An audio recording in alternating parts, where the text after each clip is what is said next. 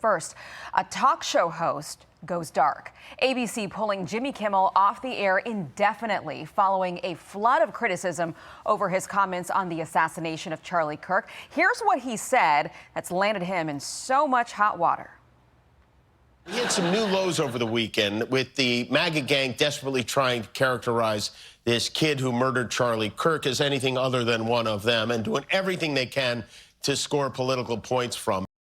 So the FCC chairman, Brendan Carr, heard that and putting Kimmel's suspension in context last night. He's arguing that late night shows alienate the audience and the affiliates who carry their program by giving priority to politics over comedy. A lot of these affiliate groups said, to your point, we're tired of carrying this stuff. Late night shows, something's gone seriously awry there. They went from being court jesters that would make fun of everybody in power to being court clerics and enforcing a very narrow political ideology. And Nexstar, as you noted, stood up and said, look, we have the license and we don't want to run this anymore. We don't think it serves the interests of our community. Sinclair did the same thing. So there's more work to go. Okay, a lot of layers on this. Laura Ingram's got the big picture in a moment here, but first to the story and the reporting. Out of Los Angeles, William La Jeunesse begins our coverage. And William, hello to you. Good morning, Bill. You know, for some more context, right? So you had two of ABC's largest station groups decide to pull Kimmel's show before ABC actually acted. And I'll show you where those stations are and why viewers there don't necessarily share Kimmel's hard left worldview. So we have some video here of Kimmel leaving his show yesterday in that plaid shirt, black hat. You also had Brendan Carr, as you mentioned, chairman of the FCC, slam Kimmel's remarks. So what makes this complicated is the FCC must approve the sale of some of those ABC affiliates. And what critics say really is happening is ABC and indirectly the Trump administration is censoring Kimmel to get that sale approved. Yeah, I feel bad for Jimmy, I feel bad for the people who work here, and I feel really bad for our First Amendment rights, which we are, this, say something that you don't agree with, and then this happens. Others upset include the ACLU, the Actors Union, SAG-AFTRA, which said, quote, democracy thrives when diverse points of view are expressed. Well, one place you won't find that is Jimmy Kimmel. He's a partisan Democrat, and you played what he said on Monday. Well, the following day, Tuesday, he compared Trump's grieving for Charlie Kirk as, quote, how a 4-year-old mourns a goldfish. Crazy, right? And if for accuracy's sake, Tyler Robinson's own mother says her son is politically left, not MAGA. He's pro-gay and trans rights. ABC did not attempt to correct that record, but FCC's Carr did. To see that America's broadcasters are standing up to serve the interests of their community. We don't just have this progressive foie gras coming out from New York and Hollywood. So no, he referred to a company called Nexstar, right? They are a major owner of ABC stations that said it would preempt Kimmel's program because, quote, we do not believe Kimmel's insensitive remarks reflect the spectrum of opinions, views, or values of our local communities in which we are located. So take a look at this map. It shows the cities in which Nexstar has affiliates. As you can see, many are in the South and some in the Midwest. They are in orange. Now let's go to the second reveal. Sinclair Broadcasting, which also took Kimmel off the air, those are in red. So you have some stations, both Sinclair and Nexstar, taking Kimmel off the air. We still have free speech, but if you're putting a television show on, broadcasting to millions of people nationwide, and you're telling lies, sure, you can do that. That's free speech, but there are consequences to it.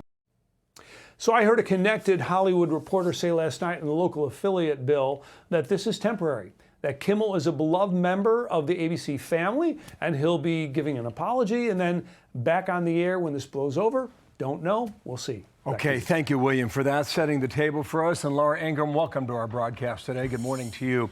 I mentioned a lot of layers on this a moment ago. Last night, Variety was reporting that Kimmel was going to go on the air and address the comments, but according to their reporting, wasn't going to apologize. That was last night, okay? Kimmel's comments came on Monday night, so that's 3-4 days ago, about MAGA that we played a moment ago. It was on Sunday when Governor Cox from Utah did several Sunday talk shows and talked about the leftist ideology. So go ahead and address this as we try and formulate our ideas about what is next here. Well, first of all, Bill's report was so informative because you saw where those station groups operate. So a lot of Midwest stations, Virginia, some in the South, a few on, in the mountain states. But that's the American audience that the ABC station groups that are involved here are supposed to serve, right? So they're making a business decision, ABC, for now at least. And I agree. He might very well be back on these stations. But they're making a business decision that these comments are going to lose them money. And Sinclair said, Sinclair Station Group said, unless Kimmel apologized and made a donation to Charlie Kirk's family or Turning Point, they're not interested. He's off. It was pretty clear from Sinclair. The Nexstar merger, I see what the left is doing. They're saying, well, Trump administration censoring Kimmel because Nexstar wants to get the approval from the FCC. And then Brendan Carr went out on Hannity and Benny Johnson's show, and he seemed to put his finger on the scale here against Kimmel. Well, I want everyone to understand this. The 1934 Federal Communications Act does require, or allow, I should say, the government to cancel broadcast licenses for the old broadcast networks if they determine that the broadcast network fails to serve the public interest. So failure to serve the public interest is a grounds, and obviously extreme cases, for canceling or revoking a broadcast license. Now, that is a very extreme penalty. I personally think it would be best if Brendan Carr had just probably stayed off television yesterday and let the market do the work, because I think the market's becoming very efficient here with these far-left comedians. I think their audience is shrinking. I think their influence is very narrow. And I think these station groups were reacting to their audience. The people that buy the products and these commercials that air on these shows are saying, look, we're not making money here. This is offending our audience. Do something about it. So I think the market was working pretty well. I think you're right, Laura. I spent a lot of time in local news, many, many years, and people don't realize how much power those local stations have. They're the closest to the audience. They get those phone calls, all day long, and they have to answer directly to the viewers. And so they can put a lot of pressure on the networks that own them. You mentioned the attack on the left and what they're calling this. This is an attack on free speech. He's a comedian. This is cancel culture. Let's play this sound. It is outrageous. It's a page right out of Xi's playbook.